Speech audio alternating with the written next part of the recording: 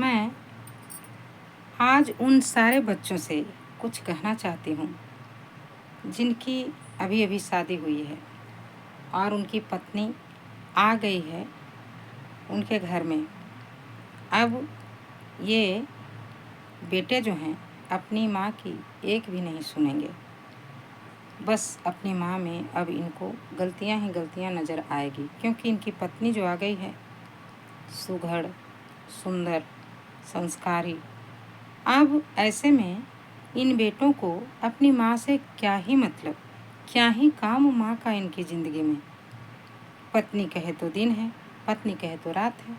माँ तो बेचारी गई, पाल पोस कर बड़ा कर दी, बच्चे की शादी कर दिए, बस माँ का काम ख़त्म। अब माँ तुम जैसे भी हो अपने हालात पे रहो, अपनी हालत में खुश रहो, क्योंकि अब तुम्हारी बहू आ गई है। अब यही माँ इन बच्चों को जाहिल, गंवार, अनपढ़ नज़र आएगी, आती है। कितने ही ऐसे बच्चे होते हैं कि शादी के तुरंत बाद अपनी माँ, अपनी बहन, अपने रिश्तेदार, अपने परिवार को जैसे कि एकदम से भूल ही जाते हैं।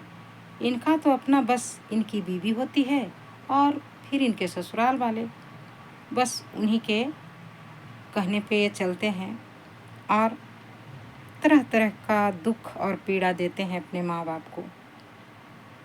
अरे मैं कहती हूँ कि तुम्हारी माँ है भाई, बहुत सारे सपने सजाए थे तुम्हारे माँ बाप ने तुम्हारे लिए, और तुम एक पल में, एक क्षण में उसे चकनाचूर कर देते हो। ये अच्छी बात है क्या? बताओ ज़रा। अरे कुछ दिन तो अपनी माँ को खुश रख लिया करो, अपने माँ बाप को, क्योंकि ये बेचारे हमेशा तुम्हारे पास थोड़े ना रहेंगे। सदा के लिए तो तुम्हारी पत्नी ही भी तुम्हारे पास रहेगी और कल को तुम्हारे बच्चे भी होंगे। और जो तुम कर रहे हो, एक एक बात को अपने दिमाग में उतारेंगे, बैठा लेंगे और सोचेंगे कि मेरे मम्मी पापा ने हमारे दादा दादी के साथ ऐसा किया था। एक बार की बात है कि एक बेटे ने अपने माँ बाप को वृद्धाश्रम में छोड़ आया और आ रहा था छोड़ने के बाद तो बेचारे वो बुजुर्ग दंपत्ति अपने बेटे से कहा कि अरे बेटे, तुम ना एक काम करना, तुम इस वृद्धाश्रम में एक पंखा लगवा देना बेटा। बेटा ने कहा कि पंखे की क्या ज़रूरत आप लोगों को?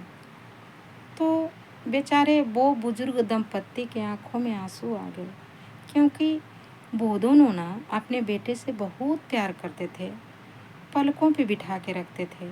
गरीब होते हुए भी किसी चीज़ की कमी महसूस होने नहीं दिया था उन्होंने अपने बेटे को।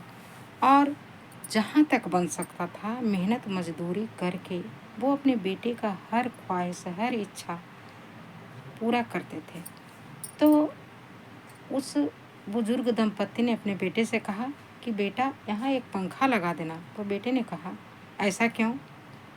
तो रोते रोते वो दोनों पति पत्नी अपने बेटे से कहा कि अरे बेटा, कल मैं जवान थी, आपके पिताजी भी जवान थे, कमाते थे, और आज मैं भी बूढ़ी हो गई हूँ और तुम्हारे पिताजी भी बूढ़े हो गए हैं। लेकिन मुझे लगता है ना बेटा कि कल को तुम भी बूढ़े हो जाओगे ही, क्योंकि हमेशा कोई जवान थोड़े न रहता है। तो कल जब तुम बूढ़े हो जाओगे तो तुम्हारे बच्चे भी तो यहीं लाकर रखेंगे ना तुम्हें। और मैं नहीं चाहती हूँ बेटा कि तुम्हें गर्मी लगे गर्मी के दिनों में। तब उस बेटे का दिमाग जो है झन्ना उठा, खुल गई उसकी आंखें। वो सोचने लगा कि सच ही तो कहते हैं ये दोनों मेरे माता पिता, क्योंकि हमेशा इंसान एक जैसा थोड़े न रहता है। कल बच्चा था, आज जवान हुआ, कल को बूढ़ा हो जाएगा। और बुढ़ापा ने किसको छोड़ा है, और बच्चे तो सबके होते हैं ना। तो जैसा आप अपने माता पिता के साथ कर रहे हैं वैसा आपके बच्चे भी आपके साथ करेंगे। इसलिए ना अपनी माता पिता का ध्यान रख लिया करो। थोड़े दिन की ज़िंदगी है, थोड़ी खुशियाँ बाँटो इनके साथ, बैठो इनके पास, दो बातें करो। और इनको ना कुछ नहीं चाहिए, अगर रूखा सूखा दो रोटी थोड़ा सा सब्जी, एक अचार भी दे दोगे, ये खा के बड़ा खुश हो जाएंगे। बस इनके पास थोड़ा बैठ लिया करो आप लोग बच्चों, मैं आप लोगों से कह रही हूँ। और जितने भी बेटे हैं जो शादियों के बाद अपने माता पिता से इस तरह का व्यवहार करते हैं, वो समझें कि उनके भी बच्चे होंगे और कल को ये सब उनके साथ भी दोहराया जाएगा।